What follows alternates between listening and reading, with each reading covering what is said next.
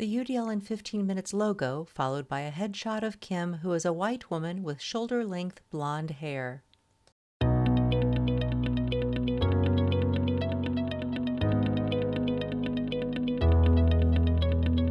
Hello, and welcome to UDL in 15 Minutes, where educators discuss their experiences with UDL. I'm Louie Lord Nelson, UDL author and leader. Today, I'm talking with Kim Potter, who's a middle school reading teacher at Newport Middle School in Newport, Pennsylvania. Today, Kim's going to talk about how she lowered barriers for one student and how she invited other students to use those same supports. Hi, Kim, how are you? Hi, Louie. I'm excited to chat with you about UDL today. Oh, that's so awesome. Thank you so much. Thanks. Hey, so first off, could you give us a little bit about your education, teaching background, a little bit about your school? I sure could. Yes, so I received a degree in elementary education from Penn State and my master's in reading education and my reading specialist certification from Bloomsburg University. Bloomsburg was really instrumental in shaping my beliefs as a reading teacher. I had a great experience and great professors there. And then later, I got my principal certification from Edinburgh University. So I've been teaching for 29 years in the same small Pennsylvania school. So we're kind of a rural, close-knit community. Our students are some of the best out there anywhere and make coming to work every single day a joy for me. That's so awesome. So I think you're going to tell us a bit about the school too, right? A screenshot of a Google map showing the 143-mile distance between Newport and Philadelphia. Yes, I can. So we have high percentage, about 50 to 60% of our families are economically disadvantaged. We have a lot of kids, especially recently, who are transient, moving around, coming in and out of cyber school and back and forth.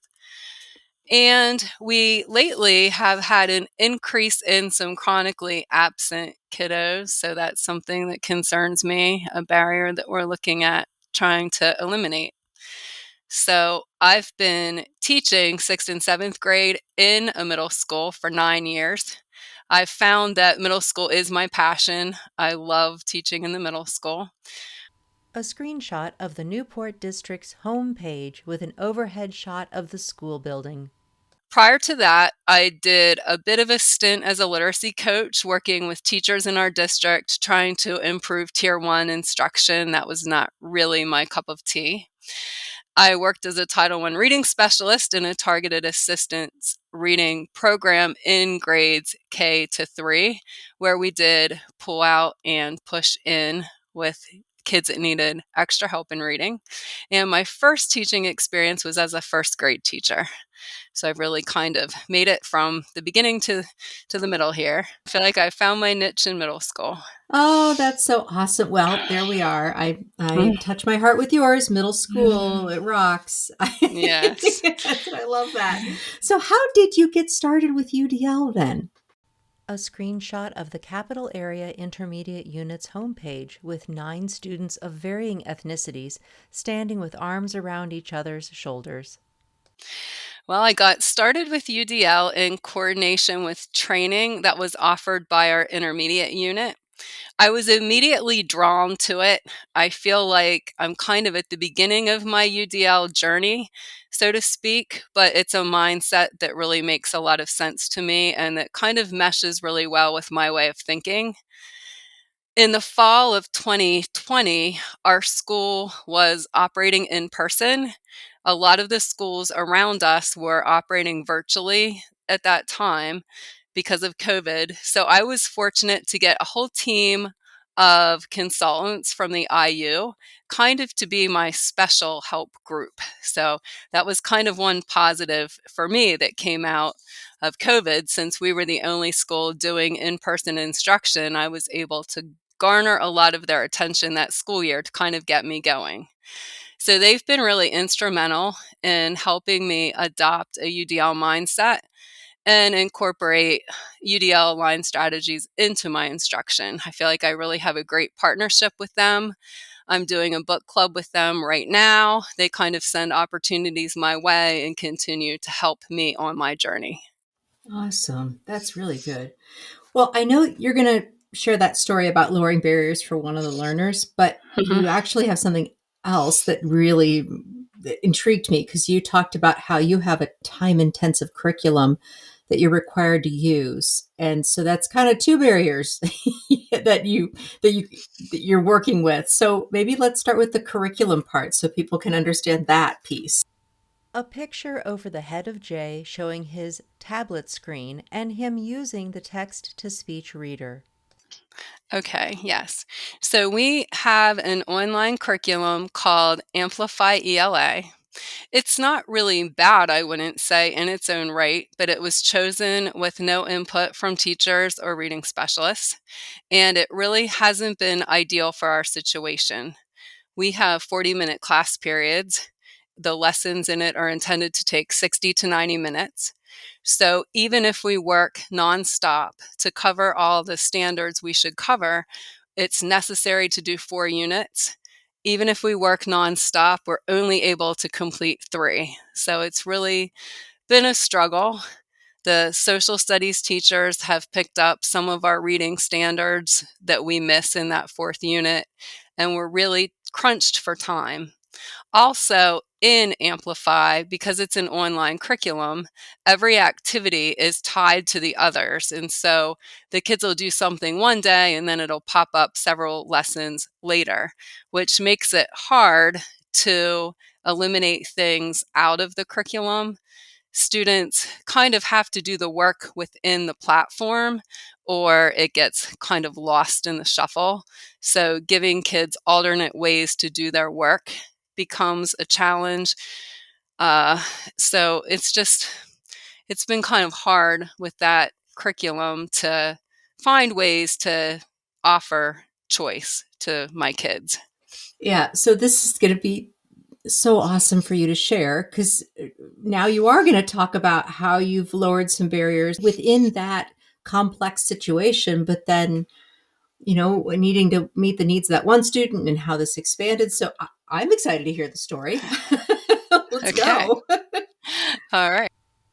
A picture of the goals for the lesson written with I can statements. So maybe just a quick little bit more background, and then I can jump into this story about that student.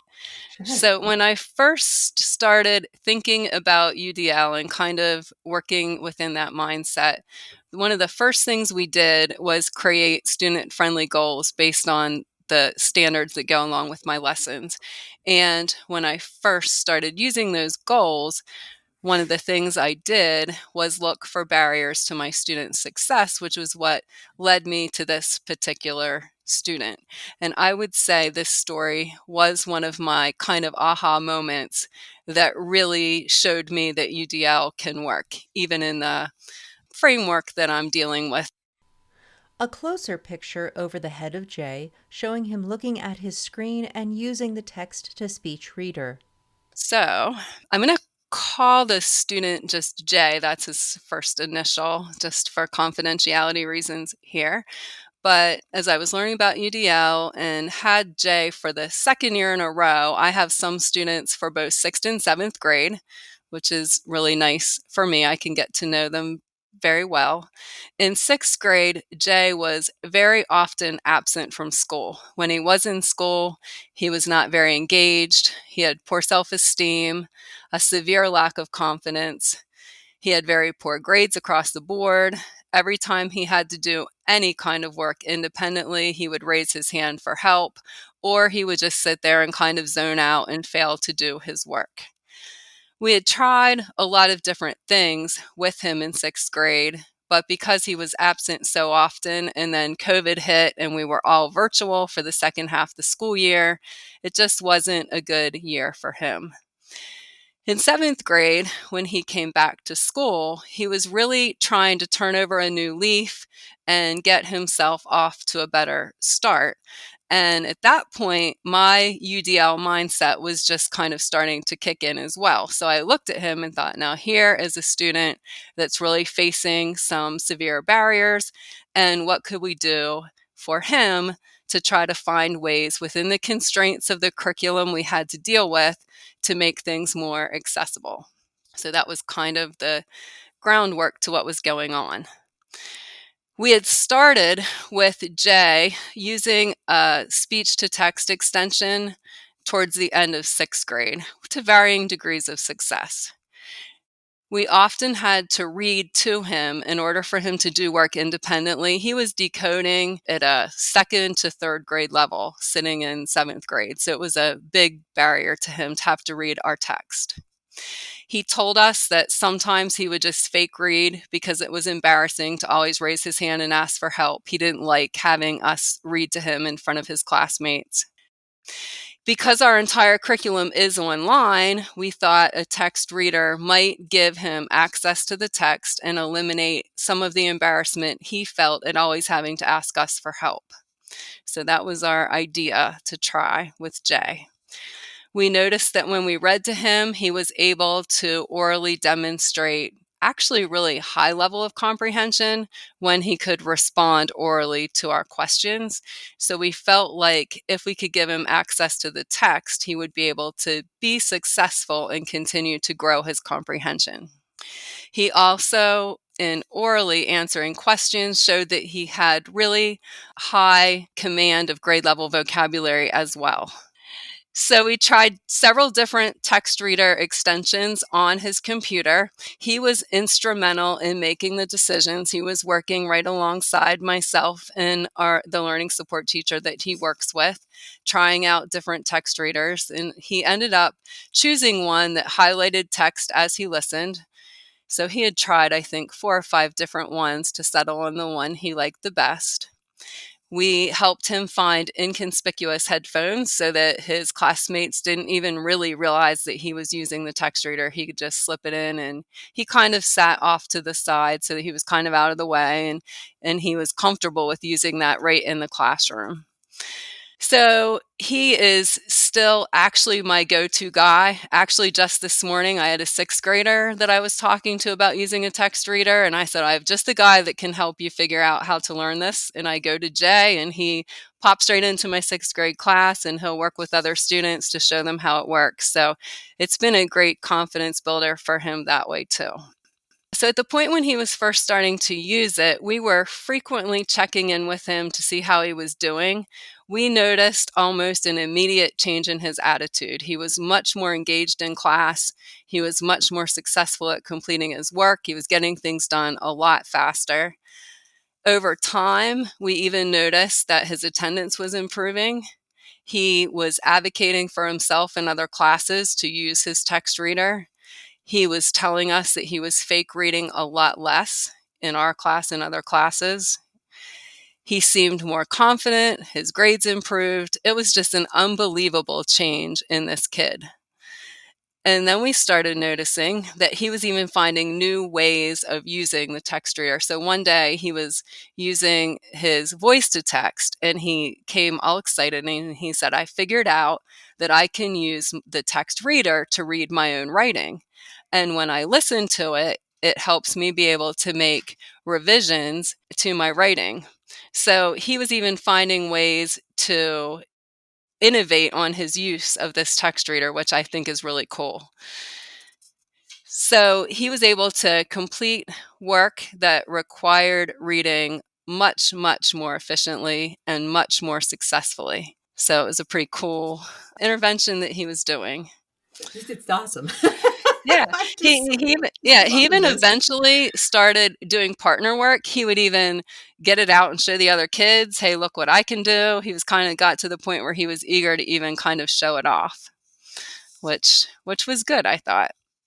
Oh, it's awesome. Yeah, and then a surprising thing happened. We were kind of worried a little bit about his being able to read.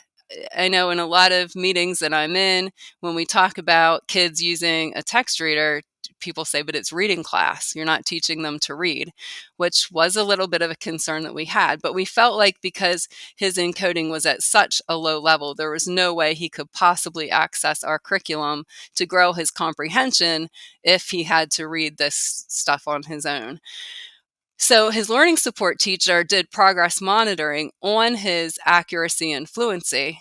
And we found over a little bit of time, he had kind of been stagnant in those scores. His accuracy and fluency hadn't really been improving. And once he started to use the text reader, and this could be completely coincidental, I don't know, but he made a big leap in his accuracy and fluency on his progress monitoring. Could be Incredible. his Yeah. confidence. I don't know. Yeah. But it was exciting. His learning support teacher came running down the hall and she's like, "You're not going to believe this." It's pretty cool, I think, that he was improving. I don't know if it's from watching the highlighted text or just being more confident, but it was another thing that happened for him. Jay showing other students how to use the text-to-speech reader. Yeah, I think the beauty of this is that, just like you're saying, we really wish we could parse it apart, but this wasn't a research thing. And instead, what we're seeing is a kid that has just blossomed in his capabilities and his own feelings about himself. And I can see like this glow around this kid in my head. I have no idea what this kid looks like, but Right. I just see this glow and it's so exciting. Oh my Yeah, and gosh. just how one little thing made such a big difference in him. Yeah, yeah, yeah, So yeah. so it really was an aha that this can work. And so since then, he's introduced that to a lot of other kids. He's been instrumental in kind of spreading the word about the text reader and how it works, and really showed me that I need to embrace the idea of offering options to all students because it can be such a big difference maker. He was kind of my aha kiddo for UDL. Oh, that's just so wonderful. Oh, Jay's the kid that we're all going to look to and think of and be like, oh my gosh, this guy, his accomplishments just really helped shift not only your thinking, but I'm sure a lot of other teachers' thinking because of his results. Just having that kind of leap in progress monitoring. I love that part of the story where he realized that he could use that to read his own text and listen to his own writing, and that helped him Right. revise. I mean, that's a skill that we teach. We try to teach kids all the way along, but a lot of kids don't pick that up till high school or even college where they start to read their stuff out loud. And here he picked it up on his own. And Right. there's just nowhere but up for him. This is incredible. Oh, what a beautiful story. A headshot of Kim Potter, followed by video clips of the UDLapproach.com, followed by the UDL in 15 minutes logo. Well, thank you so much, Kim. We've hit our 15 minutes. I hate it because I could talk to you even longer, but this is so wonderful. And I know people are going to be thrilled to hear this. So thanks for coming on. Yes, thanks for letting me share his story. Oh, you're so So welcome. You're hopefully that so might welcome. inspire someone else to give it a go. Oh, I certainly hope so. Me too, yes. So for those listening to this podcast, you can find supplemental materials like an image montage with closed captioning, that montage with audio descriptions, a transcript, and an associated blog at my website, which is the udlapproach.com/podcasts. And finally, if you have a story to share about UDL implementation for UDL in 15 minutes, contact me through the udlapproach.com. And thanks to everyone for your work in revolutionizing education through UDL and making it our goal to develop expert learners.